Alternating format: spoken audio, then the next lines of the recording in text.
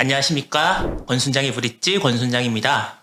오늘은 최상욱 작가님을 모시고 이야기를 한번 나눠보려고 하는데, 아직까지도 처음에 직장 생활을 하거나 무주택자이신 분들은 청약 제도에 굉장히 크게 의존을 하고 계시잖아요. 네. 사실 좋은 제도고요. 좋은 제도인데 제가 채널을 이렇게 보다 보니까 청약 제도의 이런 부분들은 좀 고쳐 나가야 된다라고 말씀하신 부분들이 있으시더라고요. 그래서 지금 우리나라 청약 제도가 어떤 부분이 문제시 되는 부분이 있고 어떤 식으로 이제 바뀌어 나갔으면 좋은 것 같은지 한번 이야기해 주셨으면 제가 어떻게 좋겠습니다. 고쳤으면 좋겠다라고 얘기했던 부분을 윤석열 정부 공약집에 다 고쳐놨더라고요. 예. 그래요? 네, 일단 첫 번째로 원래 주택 청약에서 이제 특별 분양이랑 일반 분양이 있는데, 특별 분양은 자격이 있는 사람들을 대상으로 하는 분양이고, 네. 일반 분양은 말 그대로 꾸준히, 무주택 또는 1주택 처분 조건부로 청약을 할 수가 있는데, 그 일반 분양의 가점제, 추첨제, 혼합으로 당첨 비중을 정하지만 그게 지역에 따라서 또 한 번 더 소팅이 돼가지고 투기과열 지역이냐, 공공주택 지구냐, 그다음에 조정 지역이냐에 따라서 가점제, 추첨제 비중이 달라지게 되거든요. 또 면적 따라 달라지고요. 그러다 보니까 가추첨 비중이 혼합돼 있는데, 2017년 파리부동산 대책 발표했을 때 투기과열 지역에서 가점제 비중을 100%로 변환을 하게 되면서 30대 이하, 39세부터 21세까지의 당첨자 비중이 48%였다가 10%로 쪼그라들어요. 그러니까 이 사람들이 청약을 좀 노리면서 신규 주택을 받았던 사람들인데 못 받고 기존 주택을 전세 끼고 사는 걸로 전환하게 되거든요. 그래서 이런 움직임이 19년부터 나가기 시작을 해서 한 3년 동안 주택가격 강세의 큰 원인이었는데, 그래서 다시 청약제도를 저는 원복하라고 여러 차례 주장을 했고, 그 다음에 추첨제를 다시 반드시 살려라. 75대 25로 돌아가면 되지 무슨 문제가 있냐. 근데 그렇게 했었는데 100으로 바뀌어놨더니 4060이 좋다는 거잖아요. 그러니까는 다시 75로 바꾸면은 2030이 좋아지긴 하는데 4060이 싫어할 거라는 거잖아요. 그럼 제로섬이라는 거예요. 그래서 이 제로섬 얘기가 아니라 이 청약이 75대 25일 땐 아무 문제가 없었고 어떻게 보면 황금 밸런스였는데, 이거를 극단적으로 100으로 맞추면서 이게 이렇게 시장이 요동치게 한 거기 때문에 원복하라는 건데, 이것조차 안 하면 도대체 무슨 생각인지 모르겠는데, 그래서 이런저런 자리에서 얘기하다가 너무 안 되니까 제가 유튜브에서 막 얘기하기 시작을 한 거고. 근데 윤석열 당선인의 공약은 저의 이런 거, 제가 청약제도 개선을 85제곱미터로만 두 개로 쪼개 있는 게 너무 아쉬워서 60제곱미터라는 기준도 있으니까 60, 85 세 개로 기준을 쪼개가지고 소형 주택으로 해서 추천 비중을 높이고 대형은 가점 비중이 높는 게 맞는 것 같다라고 이제 얘기를 했는데, 정확히 그렇게 합니다. 6대 4로 60제곱미터 이하는 추첨이고요. 40%가 가점. 여기 또 60에서 85 하고 또 85 그 초과 부분에 6대 4, 4대 2, 2대 8 이런 식으로 바뀌면서 추첨제 비중을 적절하게 도입을 하더라고요. 그래서 아마 앞으로 3기 신도시나 구도심의 재건축 재개발에서 나오는 일반 분양에, 민간 분양에 추첨제가 다시 부활했기 때문에 이런 거가 수요를 좀 이연시키는데도 도움 될 거라고 생각을 하고 있습니다. 그러면 윤석열 정부의 부동산 정책을 입안하는 큰 영향력을 미치는 사람의 이야기나 이런 부분들을 관심 있게 보거나 그 사람들이 옛날에 했던 이야기를 보면 저희들이 앞으로 어떻게 변할지 이런 것들은 도움이 되겠네요. 그럼요. 이번에 윤석열 그 정부의 부동산 공약을 총괄한 사람도 박근혜 정부 시절에 1차관 하셨던 김경환 차관이고, 그리고 같은 부동산 팀으로 계셨던 분이 심교원 교수님 같은 분이시고, 그러니까 이번에 그 당선인의 공약을 손댈 때요. 그리고 그 서울시에 계신 그런 분들도 다 같이 작업을 했다고 알려졌기 때문에 오늘 그리고 단독으로 뉴스핌에서 심교원 교수를 국토부 장관으로 내정하는 그런 기사도 났었거든요. 그래서 그분들이 언론에 한 인터뷰들 하고, 그 다음에 김경환 차관 같은 경우에는 종전 박근혜 정부 때 정책을 추진했었으니까요. 그러니까 박근혜 정부 정책을 보면은 어떤 식의 생각을 하고 있는지 정책으로 다 나오기 때문에 얼마든지 간접적으로 확인할 수 있다고 생각을 하고, 심교훈 교수도 그 시장 친화적인 그런 성향으로 알려져 계시고, 이번에 2월 28일에 책도 내셨고요. 그래서 이제 장관 되시면 더 많이 팔리시겠죠. 건국대학교에서 건국대학교 교수시고, 저도 건국대학교 부동산 대학원 할 때 신 교수님 수업을 들었었는데, 그런 걸 보면은 그냥 제 시장 친화적인 그런 정책 쓸 것 같다, 이렇게 생각을 하고 있습니다. 당선자 이 정권의 의지가 가장 중요하고 그 의지를 입안할 수 있는 그 정도의 영향력을 미칠 수 있는 사람들의 이야기를 꾸준히 업데이트하고 옛날부터 지금까지 어떤 이야기를 일관성 있게 얘기를 하는지를 공부해 보는 게 뭐 가장 기본인 것 같아요. 그렇게 하고 큰 틀에서는 이렇게 했구나. 그렇게 하고 내가 사는 지역은 또 어떨까 뭐 이런 식으로 고민을 해봐야 될 것 같은데 지방마다 그 나름대로의 의미가 있는 지역이 있죠. 뭐 부산이면 뭐 제가 알기로는 해운대, 대구는 수성구, 뭐 예를 들면 세종 이렇게 지방에 있는 그런 핵심적인 뭐 구 이런 곳들은 앞으로도 그 영향력이나 아니면 위치나 이런 것들이 확고할까요? 아니면 다 서울로 쏠리기 때문에 시간이 지나면 그런데도 지방이라는 이유로 이렇게 집값이 떨어지거나 그렇게 될까요? 일단은 단기적으로는 네. 그 도심 재건축 재개발 활성화와 네. 일기 신도시에 해당되는 그런 지역들이 저희가 일기 신도시를 경기도 5개만 알고 있지만 일기 신시가지라고 확장하면은 각 모든 광역시 다 있거든요. 말씀하신 해운대구도 부산 해운대구도 88년 89년 준공된 일기 신시가지거든요. 매립해서 만들었다고. 그 해운대구 이제 우동 그 지역을 예. 보면은 같은 연도에 만들어졌어요. 노태우 때. 아. 그러니까 그때 주택 200만 원 공급을 하면서 그 200만 호 중에서 30만 호가 일기 신도시라는 것이지 네. 그 170만 호의 물량들은 각 광역시의 신시가지로 그 다 등장돼 있거든. 광주, 광산구, 네. 제주에도 노영이라는 신제주 지역이 네. 있고 그 다음에 대구, 대전에 다 네. 그런 둔산도 그렇고 다 같은 지역에 지어져서 네네. 연식이 동일해요. 그렇기 때문에 일기 신도시 재건축 활성화 정책이라는 건 이꼴 일기 신시가지 재건축 활성화 정책이랑 똑같아가지고 그래서 광역시 안에서도 구도심과 신시가지 지역에 대한 관심이 높아질 수밖에 없고요. 네. 다만 일기 신도시는 특별법까지 만들어서 좀 더 챙겨주죠. 네. 그러니까 일기 신도시는 진짜 엄청난 관심을 받을 수밖에 없을 것 같고 단기는 그렇고요. 롱텀하게는 다만 윤석열 정부는 좀 수도권 집중화에 좀 더 힘을 실지 않을까라고 생각을 하고 있습니다. 그래서 수도권 집중화 나면 항상 나오는 얘기가 지방 소멸인데 지방 소멸도 지방에 갑자기 대구가 갑자기 소멸되는 게 아니고 그 광역 권역에서 서서히 줄어드는 거지 않습니까?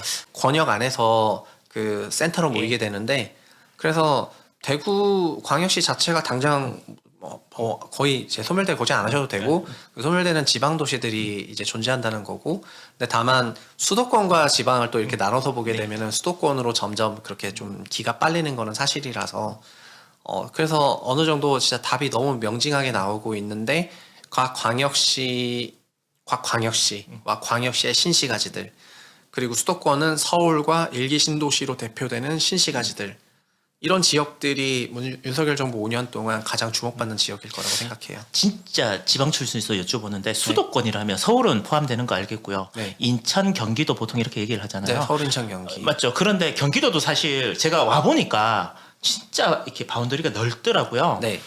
보통 말하는 이제 부동산이나 이렇게 해서 얘기하시는 분들은 예를 들면 수원은 수도권으로 들어가고 오산은 안 들어가는 건지 왜 그렇게 나누는 부분들이 있는 건가요? 제가 2018년도에 그 부동산 책을 내면서 나눴는데 그게 행정구역상으로의 권역 구분은 저는 의미 없다 생각을 하고 행정구역은 그냥 법정동과 행정동이 그냥 나눠져 있을 뿐이지 우리 사람이 그러니까 도시의 용어 정의 자체가 사람이 모여 사는 곳을 도시라고 부르는데요.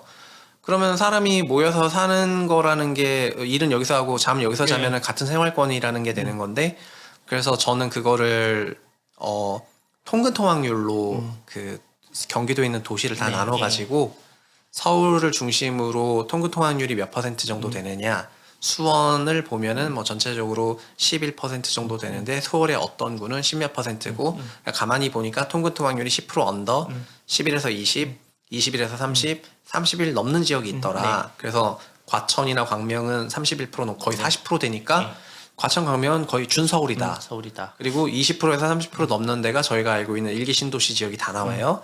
여기는 이제 광희의 서울 지역이 되는 거거든요. 그 다음에 11에서 20%는 이제 그냥 약간 의존성이 조금 있는 지역이지만 아주 의존적인 지역은 아닌 게 되는 거고요. 그리고 10% 미만은 그냥 다른 지역이 되는 거죠. 보통 그러면 수원 정도까지를 네. 보통 보면 수도권이라고 그냥 광의로 이렇게 보면 네, 원래 통근통학률이 20% 넘어가는 지역부터 예. 그냥 저희가 위성도시, 서울의 위성도시나 수도권이라고 생각을 하시면 되는데 네. 이 통근토학이 앞으로 GTX로 인해서 좀 한 차례 크게 바뀌긴 하거든요. 네. 현재의 통근토학률은 현재 대중교통 시스템 기준으로 만들어져 있기 때문에 그래서 GTX를 중심으로 하는 그런 도시들이 통근토학률이 높아졌을 때 변화의 폭이 클 거라는 내용이 2018년 책이었는데 실제로 2020년이 너무 커버렸고 그래서 지금은 다시 조정이 나오고 있는데 롱텀하게 봤을 때는 수도권의 정의는 제 GTX 바운더리로 결정될 거라고 생각합니다. 제가 뭐 질문 이렇게 했는데 전체적인 맥락에서 제가 드리고 싶었던 질문을 쭉 이렇게 다 이야기를 해 주셨는데 건설 애널리스트를 오래 하셨었잖아요. 네. 건설업이 굉장히 싸다라고 얘기를 많이 하고 실제로 많이 싼데 정권이 바뀌면서 뭐 어느 정권이 들어왔던 주택은 많이 공급을 한다라는 얘기는 했었으니까 네. 그러면 건설 회사 주식이 투자의 대상으로서 공부해 보기에 괜찮은 시점 아닌가라는 생각이 드는데 네. 전 윤석열 정부에서는 건설주가 어쨌든 좋아질 거라고 생각하고 있습니다. 저희가 직관적으로 어떤 산업을 생각을 할 때 그 산업의 장기 성장성을 생각할 수밖에 없고 그게 장기 현금 흐름이랑 이어지는 건데 부동산이랑 주택 시장에 대해서 규제를 강화하고 이런 형태의 주택 정책을 수립하고 하는 거 대비해서는 뭐 시장 자율화에 맡기고 그래서 때로는 붐 앤 버스트가 있는 거죠. 네. 그 붐 버스트가 있을 정도로 너네 알아서 해라. 그냥 약간 이렇게 하는 것이 주택 건설 사업하는 사업자 입장에서는 더 가시성이 높다고 생각을 하거든요. 그래서 그게 결국에는 투자로도 다 연결되는 거라 같은 숫자를 내지만 멀티플이 달라질 수밖에 없는 네네. 거고요. 멀티플이 달라질 만한 환경에 놓였다고 생각을 해요. 인건비 오르고 인플레이션 있고 원자재값 오르고 이러니까 건설회사의 그 수익 구조상으로 보면 별로 수익이 안 좋지 않을까라고 생각을 하시는 분들이 있는데 저는 그거는 이제 그렇게 말씀드리고 싶은데 소비재의 경우에는 예를 들면 리비안이 자동차 가격 오르니까는 예약자들이 예약을 캔슬하잖아요. 예, 맞습니다. 그렇지만 테슬라는 모델 3만 하더라도 2년 전에 6천만 원인데 지금 8천만 원 올라가 있거든요. 일주일에 2번씩 또 올리더라고요 가격. 계속 올려요, 그놈들은. 그러니까 뭐냐면은 이런 소비재 같은 경우에는 그 소비자 가격을 전가시킬 수 있는 네. 그런 역량이 있는 기업들이 굉장히 엣지 있다고들 이제 아실 텐데, 네.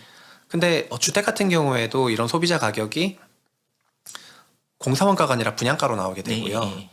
그래서 그 분양 가격이라는 게 안타깝지만 현재 기준으로 그냥 분양가 상한제로 세팅이 되기 때문에 공사비가 올라가는 부분만큼 분양가가 올라가게 되고 그 현재의 분양가는 시세보다는 너무 낮은 레벨이어가지고 지금보다 소비 자재비 장비비가 다 2배씩 올라도 네. 2배씩 올라도 분양 가격에 미치는 영향이 매우 미미해요. 그래가지고 건설회사가 돈 못 번다고 생각하실 필요 없다고 생각하고 네네.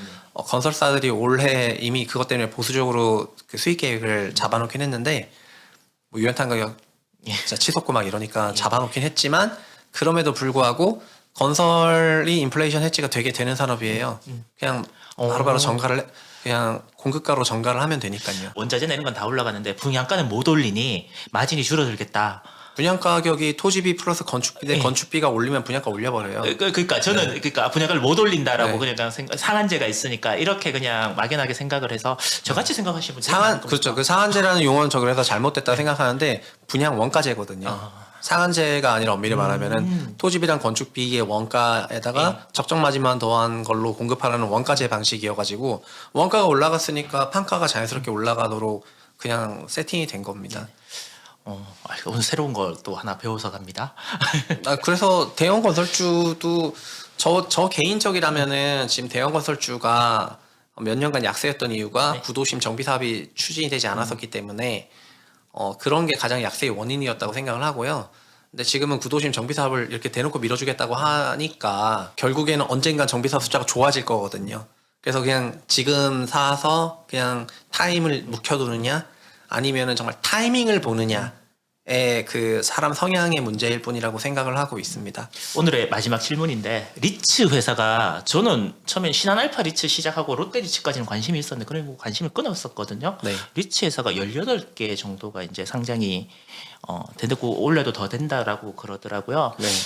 뭐 리츠를 시세 차익을 보기에는 그렇지만 연세 드신 분들이 배당 투자 제가 매경을 보니까 7.1% 정도의 배당 평균 제가 깜짝 놀랐거든요. 이렇게 네. 많이 주나라고 했는데 작가님이 보시기에는 우리나라 리츠 회사들에 대한 투자, 아니, 그 투자가 시세 차익이 아니라 배당 투자로 한다 그러면 투자의 대상으로서 공부해 볼 필요가 있다고 생각하십니까? 네, 그 리츠는 당연히 그 배당주 성향에서 공부해 볼 필요가 있고 네. 6개월 단위로 결산을 하니까 예, 예. 그 6개월 단위로 그 배당을 또 받을 수 있다는 부분이 장점이고요. 물론 요즘은 은행주 같은 경우에도 그 분반기 배당을 해버리니까 예. 전 점진적으로 그 배당소득 과세가 종합소득에서 빠지고 금융투자 소득으로 바뀌어가는 국면에서는 배당주 초강세가 한번 나올 거라고도 생각을 하고 있고 네, 네. 그리고 뭐 그래서 배당주 관심 가지실 만한 거라고 봅니다. 근데 다만 그런 거 있는 것 같아요. 그러니까는 투자로 제 돈을 벌고 싶은 네. 것과 돈을 지키고 싶은 거는 달라가지고 예. 그 리츠를 투자하시는 분들 같은 경우에는 그냥 안정적으로 배당 수익 정도를 원하실 정도의 그런 분들이 투자하시기엔 적합한 것 같고요. 네. 이게 아직 우리나라 그래도 리츠 초창기여가지고 외국처럼 성장형 리츠가 좀 없어서 네. 좀 안타깝고 네. 막 뭐 데이터 센터 넣어버리고 막 통신 타워 넣어버리고 이러면서 네. 그 막 빅테크 갈 때 같이 가고 막 이런 성장 섹터 리츠가 조금 있으면 더 좋겠는데 그게 없어서 좀 아쉽고 근데 좀 시간 지나고 나면은 리츠만으로도 포트폴리오 짜가지고 투자해 볼 수 있게 될 것 같기는 해요. 그 아직은 시총이 너무 작아서 예, 맞아요. 리츠가 뭐 건설 섹터만 하지도 않기 때문에 예. 리츠를 별도의 그런 투자 대안으로 생각하시는 분은 적을 것 같고 또 우리나라 투자 성향상 이제 돈 벌려고 투자하는 거 이렇게 매도이익 매각이익을 기대하시는 분이 많아서 유튜브 채널을 이제 최부심. 네 최상의 부동산 심부름센터 네. 그리고 하나는 작은 부자 만들기인가요? 네 그건 제 개인 채널인데 예. 이제 지금은 사실상 영업 활동을 하지 않고 있고요. 업라이즈에 합류하면서 그냥 더더욱더 문을 닫았고 최상욱의 부동산 심부름센터를 지금 부동산 메인 채널로 좀 키우려고 하고 있습니다. 영상이 뭐 짧은 것도 있고 길 것도 있는데 한 15분짜리 이렇게 보면 여러분들 정말 와 이걸 내가 공부 안 하고 이런 분들이 계시니까 진짜 행복하다라는 생각을 할 수 있을 만큼의 좋은 컨텐츠인 것 같고요. 작은 부자 만들기라는 그 제목을 지으셨잖아요. 네. 채널 이름을 작은 부자라고 하면 어떤 기준으로 그렇게 지으셨는지 말씀해 주실 수 있나요? 그러니까는 말 그대로 너무 거대한 그런 목표가 아니고 그냥 자기가 생각했을 때 부자라고 생각하는 그런 레벨을 그냥 작은 부자라고 지칭해가지고 그렇게 얘기했습니다. 아, 그러니까 막 언론에 나오는 사람들은 부자를 막 거의 재벌로 착각하는 오인하는 경향이 조금 있는 것 같아가지고 꼭 그 정도가 아니어도 얼마든지 부자로서의 삶을 살 수 있다고 생각하기 때문에 우리나라는 꼭 수치화를 하는 거예요. 뭐 자가 있고 뭐 네. 어디 그리고 현금 자산 얼마 정도 뭐 이런 식의 이야기를 듣고 싶어 하는 것 같아요. 뭐 부자라 하면 도대체 얼마니? 그냥 한국에서 누가 생각해도 부자라는 말을 들으려면은 28억 이상 있어야 되고요. 현금성 자산만 아니 현금성은 비현금성 다 포함해가지고요. 포함해서? 네, 그냥 가계 자산 통계 기준으로 상위 10% 가구의 상위 8% 가구의 평균이거든요. 그러니까 10억 이상 있으면은 보통 예전에는 부자라고 했는데 요즘 사람들은 10억 이상 있다고 해도 부자로 생각 안 하는 사람이 너무 많아져가지고 전 여전히 10억 이상 있으면 부자라 생각하거든요. 근데 그 10억 이상 있는 사람들의 평균 금액이 28억 원이에요. 그러니까 그 10억 원 이상 있는 사람들 중에서도 평균을 다 때려보니까 28억 나왔는데 이 정도 있으면 본인이 부자라고 느껴야지 만약에 이거 있는데도 본인이 부자라고 느끼지 않는다면 그 사람은 저는 이제 결핍 있는 사람이라고 개인적으로 생각을 하고 있어가지고 이 얘기를 하면 네. 지방에 있는 사람들이 다 그래요. 서울 사람들 다 부자네. 전혀 그렇지 않죠. 한국의 2,200만 가구에서 8%인 약 180만 가구만 순자산 10억 원 이상이에요. 그리고 전체 60% 가구는 순자산 3억 이하예요.